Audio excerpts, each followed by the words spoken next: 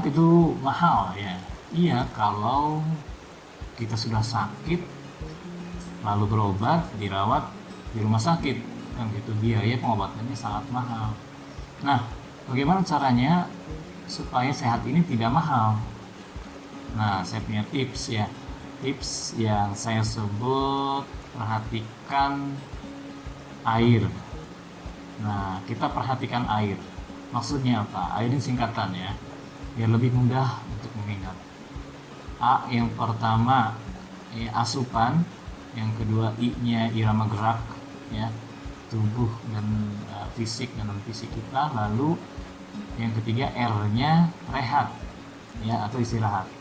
Ya, yuk kita bedah atau akan saya perjelas lagi apa sih yang harus kita perhatikan, terutama ini dalam upaya pencegahan ya, mencegah sakit atau menjaga kesehatan. Oke, yang pertama asupan ya. Asupan saya bagi dua nih, karena seringkali dan kebanyakan kita lupa akan yang satu halnya ya. Ingat, asupan yang kita butuhkan itu makanan minuman biasanya ya, itu untuk satu sisi, yaitu yang bersifat fisik atau materi ya. Nah, sedangkan kita masih membutuhkan asupan lain sebenarnya yang selain fisik. Oke, kalau asupan fisik semua tahu, semua sudah terbiasa dalam kehidupan sehari-hari. Nah, ada satu asupan lagi yang sering kali lupa, yaitu asupan non fisik. Oke, kita bahas asupan yang pertama dulu, asupan fisik. Nah, ini sebenarnya yang menjadi cikal bakal ya, atau penyebab dari munculnya berbagai penyakit itu dari makanan minuman yang kita konsumsi. Jadi perhatikan asupan fisik ini mulai dari pertama bahannya ya. Nah, secara prinsip sebenarnya kan Rasulullah SAW sudah mewanti-wanti ya, untuk makanan ini perhatikan yang halalan thayyiban, kan gitu ya, yang halal dan yang thayyib. Kalau yang halal, oke, kita sudah tahu makanan minuman apa saja yang tidak boleh kita makan ya, khususnya yang muslim nih. Yang kedua, yang mengenai thayyib atau makanan minuman yang baik, itu yang bagaimana? Nah, ini yang perlu kita pelajari, apa aja sih makanan minuman yang baik yang selain halal juga baik. Nah, untuk tahu makanan yang baik, atau kalau dalam surat Al-Kahfi ayat 19, azka to'ama ya, bukan hanya baik tapi azka, yang bersih, yang suci, yang murni. Nah, itu yang perlu kita perhatikan.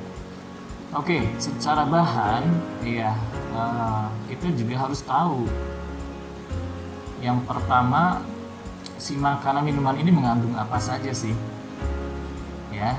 Misalnya ada makanan yang kita butuhkan itu yang berupa karbohidrat ya, untuk energi, oke, untuk tenaga ya, seperti nasi ya, atau bahan makanan lain yang seperti nasi gitu ya, mengandung karbohidrat. Oke, lalu protein, vitamin, lemak, nah itu juga harus kita kenali. Oke, itu dari bahan ya, dan kita juga kelola nih dari bahan-bahan makanan itu. Nah, kita sudah tidak asing lagi dengan slogan 4 sehat 5 sempurna ya. Oke, itu sepertinya mudah tapi sulit dilakukan. Nah, kita mulai kenali dari situ, atur makanan-makanan mana yang karbohidrat. Ternyata semakin kita berusia, karbohidrat itu kebutuhan kita sebenarnya relatif sedikit ya, tidak banyak. Nah, masalahnya di kita semakin tua itu semakin banyak makannya. Ya. Nah, ini yang perlu diperhatikan. Sementara kebutuhan dan metabolisme ya, proses metabolisme kita relatif tetap. Nah, tetapi keinginan, nah tadi nafsu cenderung bertambah. Nah, jadi perhatikan dari segi bahan ya, oke, dari segi bahan makanan. Lalu yang kedua, cara mengolah bahan itu. Nah, kita tahu ada beberapa cara untuk mengolah dan kita pilih mana cara pengolahan yang terbaik. Prinsipnya semakin sederhana sebenarnya pengolahannya itu semakin baik. Ya, bukan sebaliknya, semakin macam-macam pengolahannya semakin baik, bukan. Ya, jadi semakin sederhana sebenarnya atau bahkan tanpa diproses sekalipun itu Allah sudah berikan makanan minuman ini ya dengan unsur-unsur alaminya yang kalau justru dimasak macam-macam itu akan hilang kandungannya ya, seperti protein misalnya telur kalau terlalu matang itu kandungan proteinnya berkurang setahu saya ya. Oke, jadi cara pengolahan pilih mulai dari yang paling populer nih, menggoreng gitu ya, itu digoreng lalu direbus ya, dibakar, digarang, disepan ya, atau dikukus, diungkep. Nah, pilih mana yang sekiranya paling sehat ya. Oke, digoreng misalnya, digoreng itu kan ada dampak negatifnya itu dari kandungan minyaknya kalau terlalu banyak ya, yang justru akan menjadi sampah tidak berguna gitu untuk bahkan merusak tubuh. Maka kurangi, bukannya tidak boleh ya, bisa kita olah makan itu dengan dimasak tapi jangan berlebihan, terlalu banyak minyaknya terlalu sering. Oke, lalu yang berikutnya dari cara mendapatkannya ya, lalu juga dari waktu makannya, itu bisa kita perhatikan ya. Misalnya hindari waktu menjelang tidur ya, atau di malam hari. Nah, itu hal itu seperti itu yang perlu kita perhatikan. Oke, itu dari sisi asupan. Yang baru yang pertama ya, asupan fisik. Nah, yang kedua asupan non fisik. Apa saja yang non fisik ini juga harus perhatikan ya. Kita selain tubuh ya yang membutuhkan makanan, juga otak dan hati kita ya, otak dan hati kita butuh makanan. Otak apa kebutuhan makanannya? Ilmu ya, pengetahuan. Maka gimana caranya? Baca. Nah, otak ini kalau semakin banyak digunakan itu semakin bagus ya, beda dengan fisik kita ya. Nah, fisik juga dalam batas tertentu bagus ya, bukan dengan fisik tubuh kita bandingannya ya, dengan alat atau dengan benda kalau semakin sering digunakan akan aus gitu ya, cepat rusak. Tapi kalau otak semakin banyak digunakan dalam arti berpikir, lalu membaca ya, melihat, memperhatikan, berusaha menganalisis, memahami, itu akan semakin bagus gitu ya performanya. Lalu hati, nah hati kita juga ini perlu asupan ya. Apa asupan hati? Dengan zikir ya, bentuk zikir macam-macam, bisa kita menyebut asma Allah, lalu kita bisa baca Al-Quran. Nah, Al-Quran itu zikir ya, dengan menghafal Al-Quran, dengan menyebutkan kalimat-kalimat pujian kepada Allah, subhanallah, alhamdulillah, itu memberi makanan kepada hati, dan itu sangat-sangat diperlukan untuk kesehatan kita ya. Tokoh kedokteran modern yang digunakan atau dipelajari atau diambil bahannya oleh para tokoh-tokoh atau dokter-dokter barat, Avicenna ya, Ibnu Sina, justru beliau sudah mengkombinasikan dengan baik ya antara unsur-unsur fisik dengan non fisik ini. Dan beliau bahkan menekankan bahwa justru penyebab penyakit itu adalah dari unsur non fisik gitu ya, dari kejiwaannya ya, dari hatinya yang kotor, yang negatif, pikirannya yang negatif, yang kotor gitu. Oke, itu dari sisi asupan ya. Perhatikan lagi ini, yuk kita perhatikan lagi dari sisi asupan. Yang kedua dari sisi irama gerak. Iya, irama gerak. Artinya apa? Aktivitas.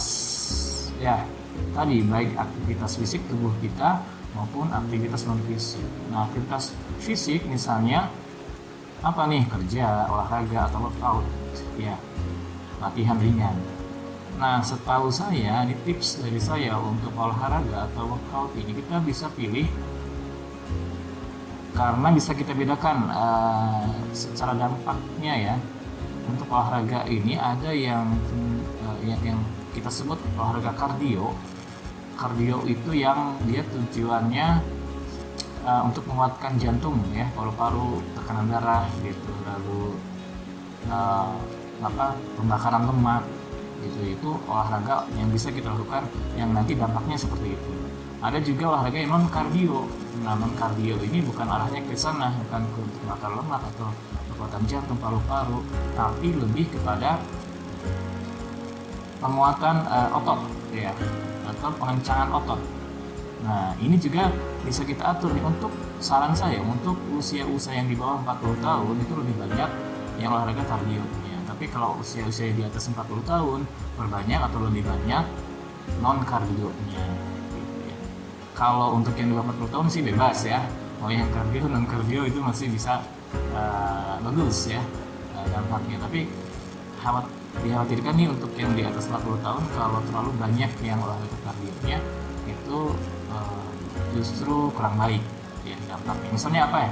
Yang kardio itu yang olahraga biasa kita kenal olahraga yang lebih keras lah ya, olahraga lebih keras seperti lari ya, main bola, bola basket, bola voli, berenang termasuk ya, yang pada akhirnya ke pernafasan juga ya gitu ya, itu baik untuk itu.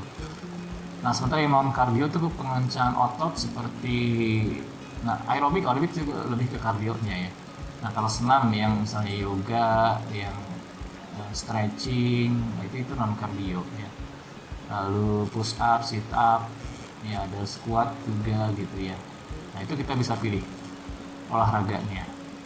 Dan termasuk juga tadi non fisiknya ya, dengan berpikir, memahami, merenung, menganalisis, yang tadabur, itu juga lakukan. Itu akan mengolah kesehatan, termasuk aktivitas bumbui ya, bumbunya bukan dengan bumbu-bumbu buatan ya, bumbui dengan aktivitas berpikir dan merasa ya yang positif gitu. Karena ternyata efek kalau kita punya pikiran-pikiran negatif dan segala macam itu sangat-sangat berpengaruh kepada tubuh kita. Tubuh kita akan rentan ya, hilang imunitas dan akhirnya gampang terkena penyakit. Jadi kalau dalam kondisi stres ya, pusing gitu ya, dan hindari kata-kata itu ya. Lalu ganti dengan kata-kata yang baik dan kata-kata yang positif. Ya, karena ingat dalam tubuh kita ini lebih dari 80% air, dan air itu punya kemampuan respon. Tadi kalau kita mengucapkan kata-kata negatif atau menggerentas itu apa ya? Nah, dalam hati kita mengucapkan kata-kata gitu kan yang tidak diucapkan dengan mulut, itu juga berpengaruh. Ya. Oke, itu yang kedua. Terakhir, R. Ya, R-nya rehat, istirahat. Nah, termasuk tadi ada yang ketinggalan satu di dalam I, yang dalam geraknya termasuk juga aktivitas ibadah gitu ya. Ini berhubungan dengan yang R, dengan rehat gitu ya. Bersyukur ya bagi yang muslim karena sudah diperintahkan, diwajibkan minimal untuk melakukan sholat 5 waktu ya. Ini juga sebagai selain tadi aktivitas irama ya, yang untuk makanan hati dan tubuh kita, juga itu adalah waktu-waktu istirahat ya. Kita butuh rehat gitu ya. Itu rehat ringan ya, kita alokasikan waktu ya 5 kali sehari untuk berdoa ya, melakukan sholat. Lalu juga rehat yang utama, maksudnya untuk tubuh ya, untuk fisik, yaitu istirahat tidur. Nah, ini juga penting. Nah, sebagian besar kita meremehkan tidur, padahal ini luar biasa ya. Tidur ini satu mekanisme dari Allah yang sudah dibuat sedemikian rupa ya. Allah membuat siang dan malam, nah, siang untuk bekerja, malam untuk beristirahat. Jadi gunakan istirahat. Menurut para ahli, istirahat yang ideal itu 8 jam sehari ya, antara kisaran itu 6 sampai 8 jam ya.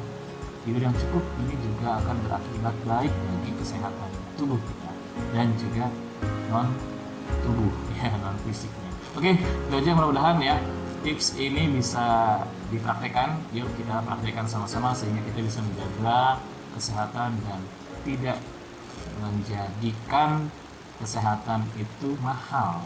Sehat bisa murah ya, dengan cara kita menjaga dan memperhatikan 3 hal itu. Pertama, asupan, yang kedua irama gerak, dan yang ketiga rehat. Terima kasih, salam